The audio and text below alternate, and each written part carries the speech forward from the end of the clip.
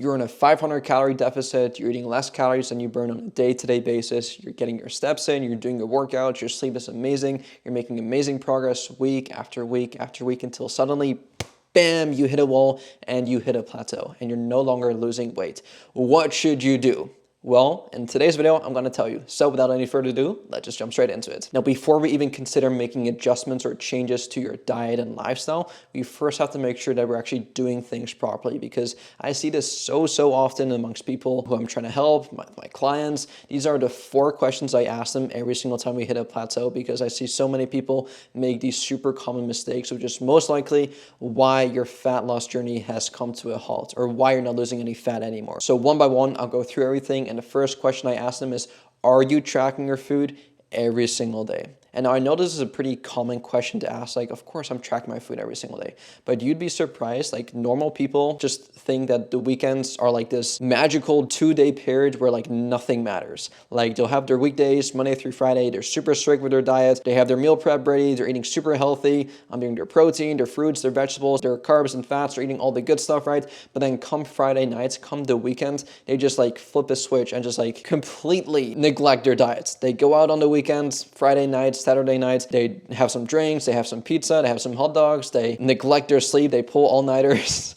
And then come Sunday morning and Monday morning, they wake up feeling super bloated and super heavy and ask themselves, like, why have I not lost any weight? And one thing I want you guys to keep in mind, and the reason why this is such an important question to ask yourself, is because instead of thinking on like a day-to-day basis, like, are you in a deficit today? Are you on a deficit on Tuesday, on Wednesday, and Thursday? Think of more of like a weekly scale. So think of your weekly average. Are you in a calorie deficit on a week-to-week basis? Because what often happens is that you may be in a calorie deficit from Monday through Friday. Let's say you're eating 2,000 calories and your maintenance calories is 2,500. It's like, okay, you're in a calorie deficit, you're in a 500 calorie deficit Monday through Friday. But then comes Saturday and Sunday, you may have this massive cheat day on a Saturday, and you have this massive cheat day on a Sunday as well. And those added calories on top of your maintenance can actually take you out of a deficit for the entire week, which could literally ruin all your progress, like literally ruin all your progress. And I know I always say that, oh, one bad day won't hurt your progress. But if you do that every single week, and if the cheat day or even cheat meal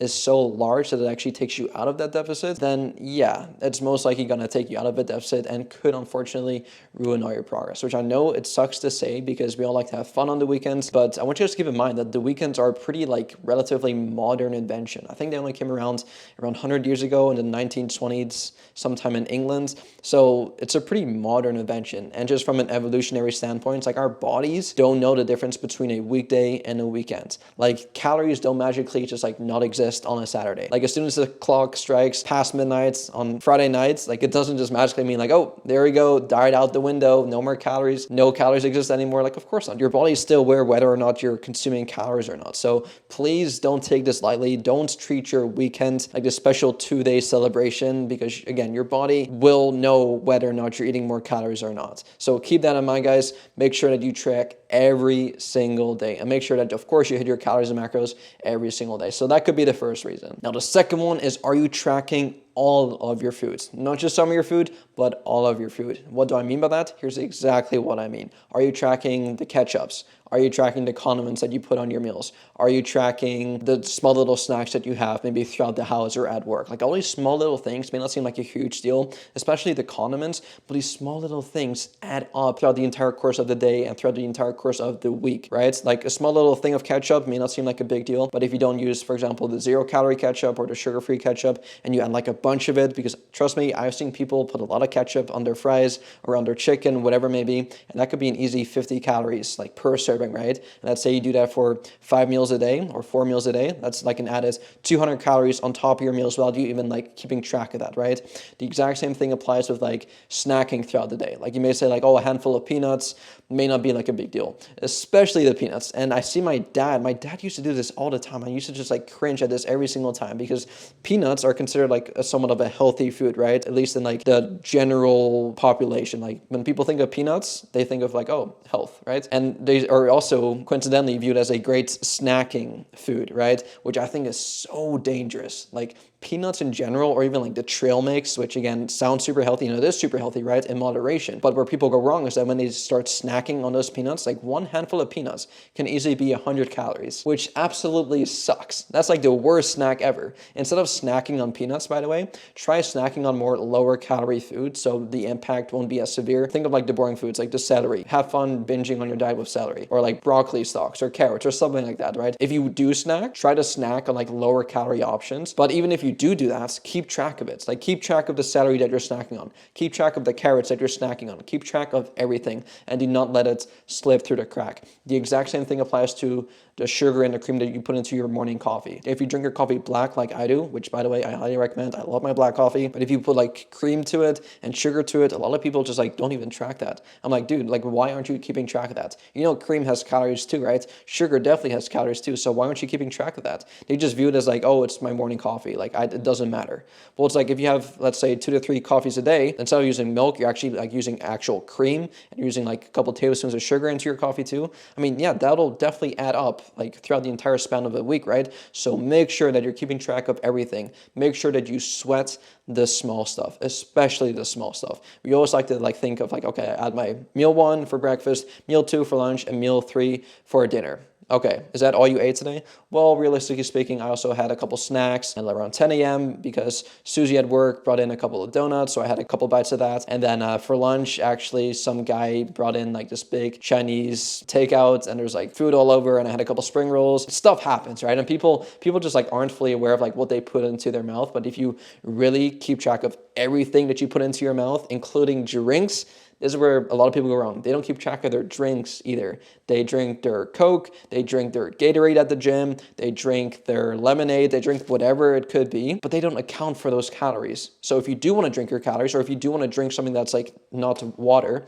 just simply, this is a super easy hack, replace your sugary drinks for just like 0-calorie beverages. So instead of having like an actual Coke, have a Diet Coke. Instead of having actual lemonade, have Diet Lemonade. Nowadays, there's so many 0-calorie alternatives to your actual sugary drinks where I think it's quite, there's a word for this, not embarrassing, but like just like weird. Like, why aren't you substituting your sugary drink for a 0-calorie option? Like, it makes no sense to me. And I get it, the taste may not be like the same. Like my mom always argues, she says, whenever I get like a Diet Coke, she's like, oh, it's so disgusting, it doesn't taste the same. Okay, sure, I agree, it doesn't taste the same. But I am willing to accept the fact that, okay, it may not taste like the actual Coke, but I'm willing to accept the fact that, okay, given that this is 0 calories, given that it satisfies my sweet tooth, I'm willing to sacrifice some of the taste for the 0 calories over me having the actual thing and just like wasting 200 calories on a stupid drink that's not even going to fill me up. I'd rather eat my calories than drink my calories. And so don't make the stupid mistake of drinking your calories. It makes no sense to me, especially nowadays in 2024. Like, there are alternatives out there, even to like the actual foods. And I know some people don't like this, but like, yeah, there's like lower calorie versions of different foods, right? So there's really no excuses for that. I know I kind of went off a tangent there, but I see people make this mistake all the time. So the second point is make sure you keep track of everything, especially the small stuff. Number 3, are you tracking accurately? Using measuring cups and using those measuring spoons won't necessarily cut it. I made this mistake in the past before, and this was a huge mistake actually, but you know, like, okay, peanut butter. I mentioned earlier today that a handful of peanuts is like around 100 calories, right? And a lot of people overeat on snacking on peanuts, right? I used to make the exact same mistake when it came to peanut butter. I mean, I've always known about peanut butter as a kid. Obviously, I had peanut butter sandwiches. But when I first got into fitness at around 14 or 15, and I didn't like have this massive kind of like craving for peanut butter ever, but around 14, 15, I started to get a bit more introduced into like peanut butter and stuff. And then, I kid you not, I got so obsessed with peanut butter because it was considered as like a healthy food, right? And this was prior to me like really keeping track of my calories and macros. So because I viewed peanut butter as like a healthy source, and a lot of people claim it to be a good source of protein, when in reality, like, it's not really a great source of protein. It's a great source of fat. When it comes to the protein intake, it's not even that good, especially when it comes to like the ratio between fat and protein. Like, it's definitely not ideal. But anyway, I got sold into thinking that peanut butter is super healthy for you and it's a great source of protein, whatever, right? I was 14 at the time. And I remember literally every single day after school, I have tablespoons, literally tablespoons of peanut butter every every single day. And then a couple months afterwards, I started actually tracking my calories and macros, and then I looked at the back of the label. I'm like, okay, so per serving, it's around 100 calories. One serving is around 15 grams, which is 1 tablespoon. So it's like, okay, I don't have peanut butter on me, but like just imagine me grabbing like the biggest tablespoon in our kitchen. I was just grabbing like this massive like dollop of peanut butter. I'm like, okay, that's a tablespoon, cool. I was so unaware of this, but then later on down the line, when I finally got a food scale and I measured out 1 tablespoon of peanut butter, 15 grams, I almost cried. I was about to just cry my butt off because I was so sad. Like I was frustrated, I was disappointed. I had so many mixed emotions because every single day after school, I'd have this massive dollop of peanut butter thinking that it was only 100 calories for this, and it's super healthy and high protein. But then when I realized that literally the amount that I would actually take was probably more around 60 or 80 grams, like a couple servings of that, I was like, wait, I've been having like up to 1,000 calories of peanut butter just in 1 tablespoon. Are you kidding me? So that was a big mistake that I made, and that was kind of like a lesson that I learned the hard way. If I'm gonna eat something, I should probably measure it out, because if I don't measure it out, I could definitely overdo it. Same thing applies with like cereal. The cereal brand may say per 1 cup. Okay, you measure out 1 cup, but sometimes you may do like a heaping cup. Or same thing with like ice cream. This is a big one. Like it's really difficult to like measure out ice cream in just measuring cups, because it mainly goes by weight and not really by size. And so you can really easily like grab like 1 cup of ice cream and like literally grab it and like pack it down, like mash it down, and then just like keep adding more and just like keep mashing it down. It's just like condense it all into like that 1 small little cup. When in reality, it like actually may be closer to like 2 cups, right? Because it goes based on weights, not based on like the actual measurement. So make sure that if you're not already, substitute your measuring spoons and your measuring cups for a digital food scale. They're super cheap, super affordable. The one I have right now lasts me for over, I think, 4 years now. Like I've always had it. I just change the batteries every 6 months or so. It's super reliable. It's not like a big investment, like 20 bucks, and it's not like it doesn't really take up that much space in your kitchen. You can definitely hide it in your drawer as well if you don't like the aesthetic of it being in your kitchen. But it is one of the best investments that you'll make on your health and fitness journey, because I guarantee you, not only are you going to be a lot more accurate with like measuring your food now, you're actually going to be fully aware of like how much you're going to be eating per serving of any certain food, right? There's no second guessing it. If the cereal says per 1 cup or 34 grams, you're not going to measure out 1 cup, you're going to measure out 34 grams, because you know that 34 grams is actually like the accurate way. Same thing with bread. I know this is more of like a nuanced example, but when it comes to bread, they obviously tell you like, okay, per 2 slices, it's around 200 calories. But then they also tell you the amount of grams. And if you guys notice that the bread isn't always like distributed equally or like sliced evenly. So certain pieces of the bread, especially when it comes to like the end of the bread, because you notice that like the middle of the bread has like the longest pieces,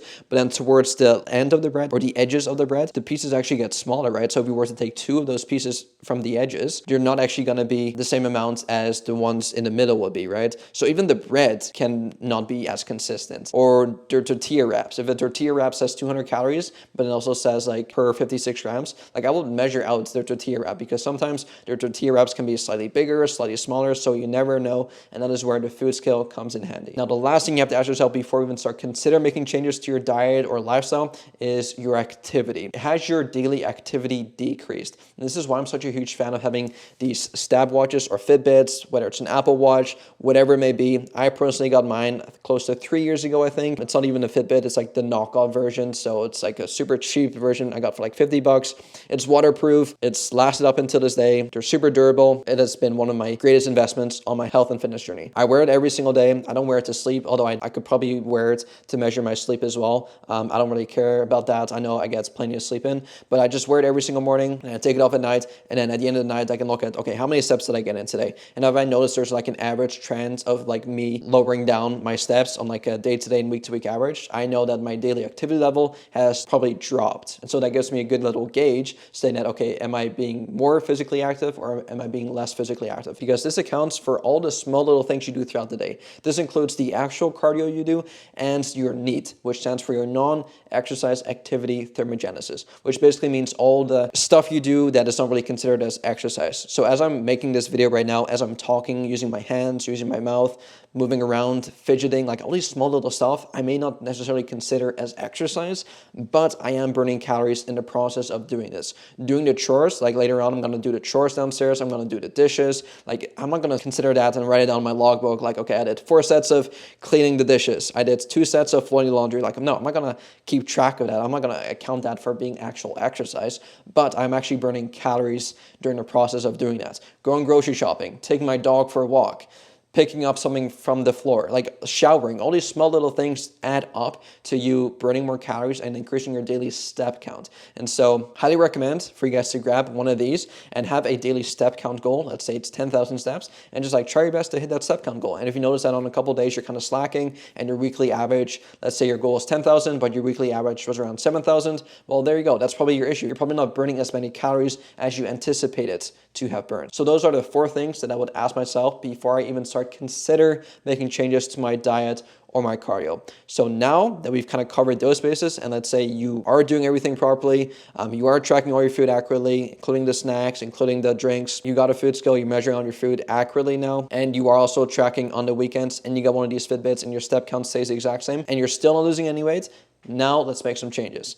And quite frankly, the changes being made are actually quite simple. Let's say you're eating 2,000 calories right now and your step count goal is 10,000 steps and you're not losing any weight, you're stuck at a plateau and you've been like this for about 2 weeks now. All you have to do is simply increase your daily activity level or decrease your calories. It's as simple as that. You can also do a mix of both, like maybe increase your step count by a little bit and decrease your calories by a little bit. Or if you're like, can't see yourself eating any less food, just increase your activity level by a bit more. Or if you're like, you know what, I could definitely sacrifice a bit more food and I don't really want to be more physically active, then just decrease your calories by a bit more, right? So you could either decrease your calories by 250 calories and increase your step counts by, let's say, 2,000 steps, or you could keep your calories the exact same and maybe increase your steps by maybe 3,000 or 4,000 or 5,000. Or if you want to keep your steps the exact same, let's say keep it at 10,000, all you have to do is simply take your calories and just reduce them by another 250 calories. That should on average help you lose around half a pound to a pound a week every single week. So hopefully all that made sense to you guys, and hopefully you guys took something out of this video. If you guys enjoyed this video, please be sure to go give this video a thumbs up. I'd highly appreciate it.